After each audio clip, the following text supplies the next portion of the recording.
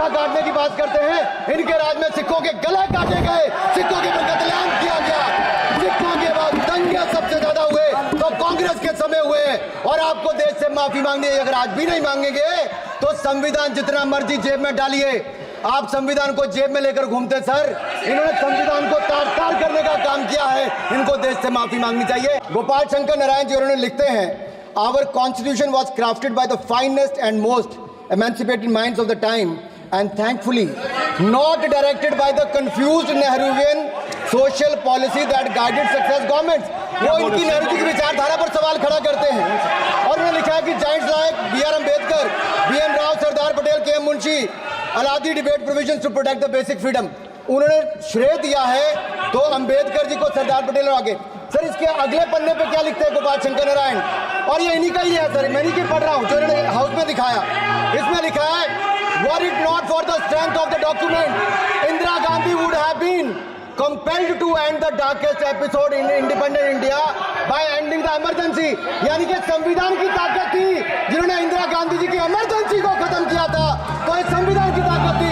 और ये आपके इसके अंदर लिखा है, राहुल जी जो आप लेकर घूमते हो, कभी खोल के पढ़ो तो सही, कभी पढ़ा भी नहीं आपने। और इसमें आगे लिखा है सर, आप चेयर को और बोलो, ये अधिकार दिया है, चेयर को बोलो, धन माननीय सदस्य चेयर को जी नहीं डाल। अध्यक्ष जी, ये जो राहुल जी कॉपी लेकर घूमते हैं, इसी पे लिखा है कि इंदिरा गांधी जी की यातनाएं और इमरजेंसी को खत्म किया तो बाबा साहब अम्बेडकर के संविधान ने गरीब से गरीब व्यक्ति को उसका काम दिया। सर आप इसके प्रीफेस पे जाइए, सर आप इसके प्रीफेस के बाद फॉरवर्ड जो लिखा सर, ये भी सुप्रीम कोर्ट के बहुत बड़े वकील है, उन्होंने क्या लिखते हैं सर कि जब संविधान बना उसके बाद सर, देश आजाद होने के बाद पहले दिन से ही लेजिस्लेटिव और हमारी ब्यूरोक्रेसी सर, हमारी दोनों ने ही जुडिशरी के साथ सींग फंसा के रखे, जुडिशरी को नीचे दिखाने की बात की। सर ये मैं नहीं कह रहा, ये वही किताब कह रही है जो राहुल गांधी हाथ में लेकर घूम रहे हैं। सर मैं पढ़ के सुनाता हूँ, from the earliest years itself the legislative wing and the executive wing of the state on the one hand confronted the judicial wing on the other with the accusation that they had vastly approached upon the powers not given to them but given to the executive। The then law minister on 28th October 1976 issued a strident warning to the judges of the Supreme Court and I quote, sir मैं quote कर रहा हूँ, an atmosphere of the confrontation was thought to be created by those whose duty it was to see that they did not encroach upon the field which did not legitimately belong to them।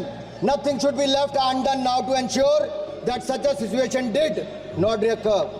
If even after the amendments confrontation continues then I think it will be a bad day for the judiciary। ये कौन कह रहा है, उस समय के law minister कह रहे हैं। और क्या कहते हैं sir again, we are trying to save them from the temptation to intrude into the powers which do not belong to them।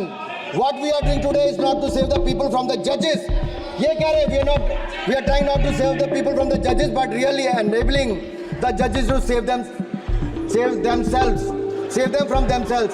This was said during the emergency which hit the nation like tsunami and brought about the realization the constitution could not be subverted।